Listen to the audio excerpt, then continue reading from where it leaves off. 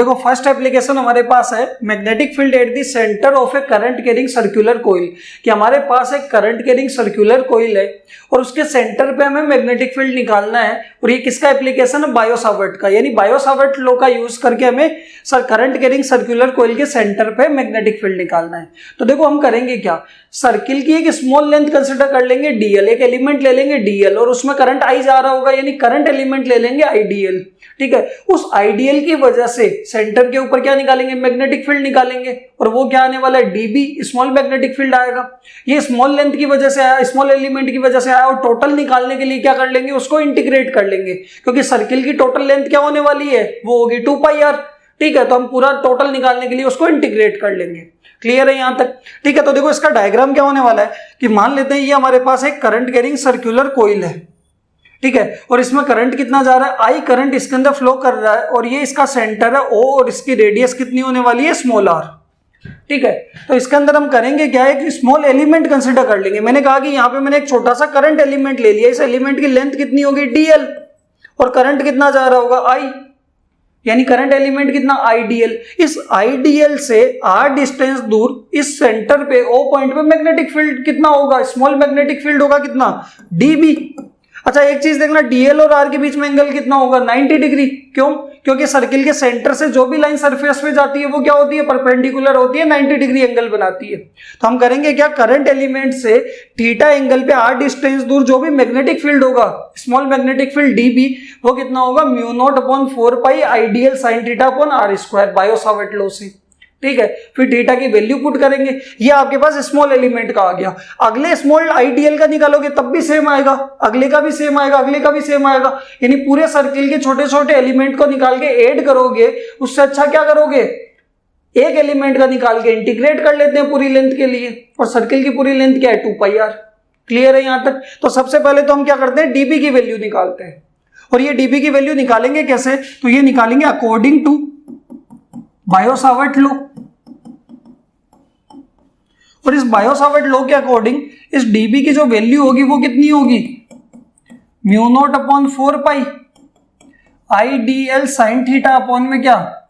Are square. और theta आपको पता है कितना है? डीएल और आर के बीच में एंगल होता है थीटा, वो कितना है? 90 डिग्री। और साइन 90 कितना हो जाएगा? 1। यानी आप लिख सकते हो यहाँ पे साइन 90, और साइन 90 की वैल्यू कितनी आएगी? 1। यानी डीबी की वैल्यू आपके पास आ जाएगी कितनी? μ0/4 pi IDL by R square. ये मैग्नेटिक फील्ड किसकी वजह से आएगा? इस एलिमेंट की वजह से। पूरे सर्किल की वजह से निकालने के लिए हम क्या करेंगे? Integrating both side.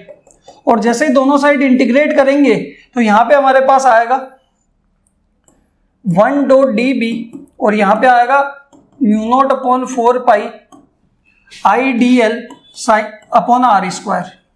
Sign theta की वैल्यू कितनी हो जाएगी? 1। बताओ क्लियर है? आप देखोगे किसके रेस्पेक्ट में इधर इंटीग्रेट कर रहे हैं? एल के रेस्पेक्ट में। अगर मैंने कहा कि इनिशियल लेंथ आपकी कितनी है? 0 सर्किल की, तो मैग्नेटिक फील्ड भी कितना आएगा? 0। और टोटल लेंथ कितनी है सर्किल की? तो वो है 2 पाई आर। तो मैग्नेटिक फील्ड कितना आ जाएगा? जब टोटल लेंथ लेंगे तो टोटल मैग्नेटिक फील्ड आ जाएगा बी। बताओ क्लियर है? अब देखो इंटीग्रेशन के अंदर जिसके रेस्पेक्ट में आप इंटीग्रेट करते हो, 1 का इंटीग्रेशन क्या होता है? जिसके रेस्पेक्ट में करते हो वही आ जाता है। यानी यहाँ पे 1 है और 1 का इंटीग्रेशन क्या होगा? बी के रेस्पेक्ट में कर रहे हो तो वैल्यू क्या आ जाएगी? बी आ जाएगी। 1 डॉट डी बी कितना? बी, 0 से बी। और यहाँ पे अगर आप देखोगे तो μ0/4 pi I by R square, तो क्या है? एल के रेस्पेक्ट में कॉन्स्टेंट है। और यहाँ पे क्या बचेगा? सिर्फ 1 डॉट डीएल, और ये 0 से 2 पाई आर। बताओ समझ में आया? और 1 डॉट डीएल क्या है? 1 का इंटीग्रेशन किसके रेस्पेक्ट में? एल के रेस्पेक्ट में, तो क्या आ जाएगा? एल ही आ जाएगा। और इधर देखोगे तो बी के रेस्पेक्ट में किया है, तो बी की जगह एक बार upper limit minus lower limit, तो यहाँ पे आपके पास आएगा B minus 0 equal to μ0/4 pi I by R square. और 1 डॉट डीएल का कितना हो जाएगा? एल, और ये 0 से 2 पाई आर। ठीक है, एल की जगह एक बार upper limit minus lower limit. Upper limit क्या है? 2 पाई आर माइनस 0, तो क्या आने वाला है? 2 पाई आर ही आने वाला है। तो यहाँ पे बी की वैल्यू आपके पास आ जाएगी μ0 I upon 4 pi into R square multiply में क्या आ जाएगा? 2 पाई आर। अब एक चीज देखना कि एक आर से तो आर कैंसिल हो गया, पाई से पाई भी कैंसिल हो गया, और 2 से 4 कितने टाइम्स? 2 टाइम्स। तो ऊपर तो देखो 2 पाई आर तो पूरा कैंसिल हो गया, ऊपर बचा क्या म्यू नॉट आई, नीचे बचा 2 और एक आर, यानी मैग्नेटिक फील्ड कितना आएगा, वो आएगा mu naught I upon 2r।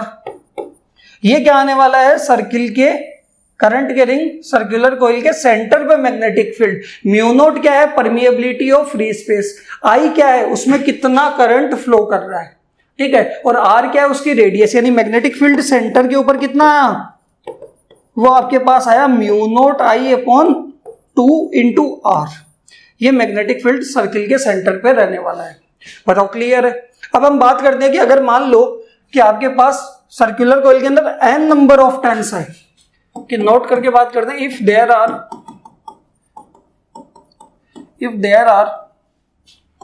n number of turns, तो भाई n नंबर ऑफ टर्न्स है तो हर एक टर्न के अंदर करंट कितना जाएगा, आई, और हर एक टर्न के अंदर आई जाएगा तो मैग्नेटिक फील्ड एक टर्न का कितना आएगा, mu naught I by 2r। तो n नंबर ऑफ टर्न्स का क्या होगा, हर एक टर्न में सेम आएगा तो क्या होगा, मल्टीप्लाई कर देंगे, तो यहां से आपके पास मैग्नेटिक फील्ड कितना आ जाएगा, mu naught n I by 2r। ये क्या आने वाला है, सेंटर पे मैग्नेटिक फील्ड आने वाला है। बताओ क्लियर है यहां तक। ये आपके पास सर्किल। अब अगर आप देखोगे कि मेरे पास अगर सर्किल, ये पूरा सर्किल था, तब आपके पास मैग्नेटिक फील्ड कितना है, mu naught I by 2r। मैंने कहा मान लो सर्किल आधा है, तो हम यहां पे इंटीग्रेट तो लेंथ के रेस्पेक्ट में कर रहे हैं, ठीक है, लेंथ के अंदर करंट जा रहा है इसलिए मैग्नेटिक फील्ड आ रहा है। तो अगर मान लो सर्किल आधा है, तो अगर आपका सर्किल आधा है तो ये लिमिट 0 से क्या हो जाएगी, पाई आर हो जाएगी, भाई लेंथ आधी हो जाएगी, तो मैग्नेटिक फील्ड भी आपका क्या आ जाएगा, हाफ आ जाएगा। आया समझ में।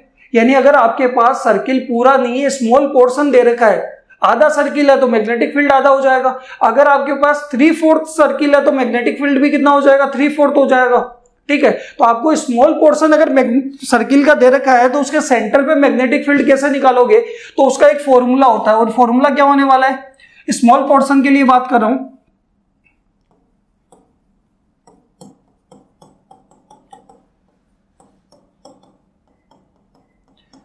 और इसके ऊपर आपके कॉन्सेप्चुअल क्वेश्चंस भी बहुत सारे बनते हैं।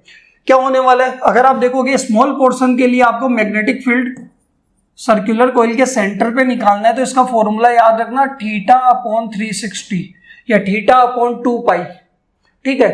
थीटा अपॉन 360 इंटू क्या होगा, mu naught I by 2r।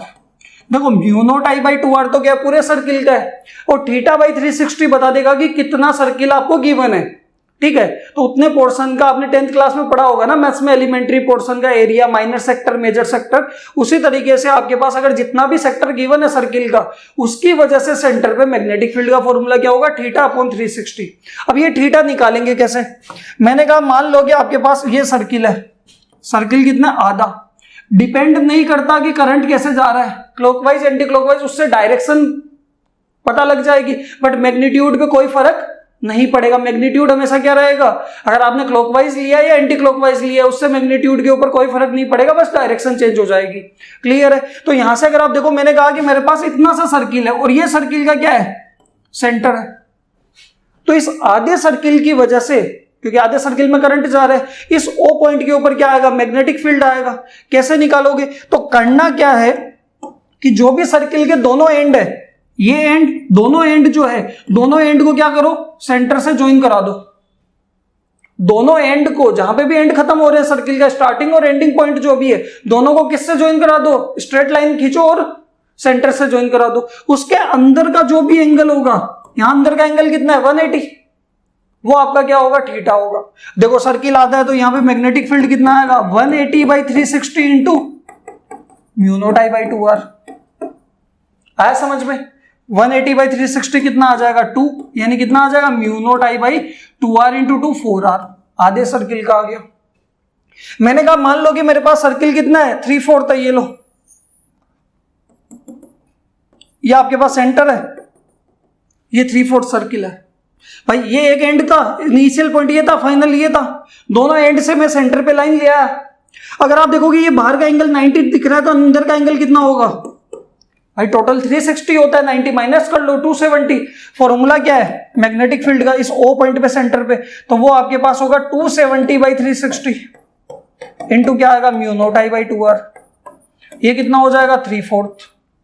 आया समझ में। तो यहां से मैग्नेटिक फील्ड कितना होगा 3 mu not I by 8R। अब आपको लग रहा होगा कि ये तो हम सीधा ही बता देते, आधा सर्किल आधा हो जाएगा, 3/4 हो जाएगा, बट आपको इस तरीके से गिवन आएगा कि आपके पास ये लो इतना सा पोर्शन है और इस सेंटर पे बताओ, तो ये करंट जा रहा है, क्लॉकवाइज जा रहा है, इनवर्ड होगा, बट वैल्यू कैसे बताओगे? तो दोनों एंड से आपको इस तरीके से एंगल गिवन होगा। मान लो अंदर का एंगल कितना है, अंदर का एंगल आपको 60 डिग्री दे दिया, आया समझ में? आप देखो दोनों एंड से आपने ज्वाइन कराया, अंदर का एंगल पता है, तो यहाँ पे कितना होगा 60/360 into mu not I by 2R। और 60 छोड़ो, यहाँ पे अल्फा दे दिया, बीटा दे दिया, कुछ भी अंदर का एंगल दे दिया, तो वो आप कैसे निकालोगे? फॉर्मूला आपके पास क्या रहने वाला है, θ/360 into mu not I by 2R। बताओ समझ में आया नहीं आया? ये सर्किल पे कॉन्सेप्चुअल क्वेश्चंस कराऊंगा, इसके बाद बायो सावर्ट के तीनों एप्लीकेशन खत्म होने के बाद इसके कॉन्सेप्चुअल क्वेश्चंस करेंगे और उसके अंदर आपको ये यूज में आने वाला है। पूरा सर्किल है mu not I by 2R और स्मॉल पोर्शन है, तो आप θ/360 into mu not I by 2R। Direction बाकी आप क्या करो, डायरेक्शन का मैंने बता रखा है कि क्लोज लूप है, सर्किल है, क्लॉकवाइज आ रहा है, इनवर्ड होगा, एंटी क्लॉकवाइज आ रहा है, आउटवर्ड होगा। बताओ क्लियर है यहां तक?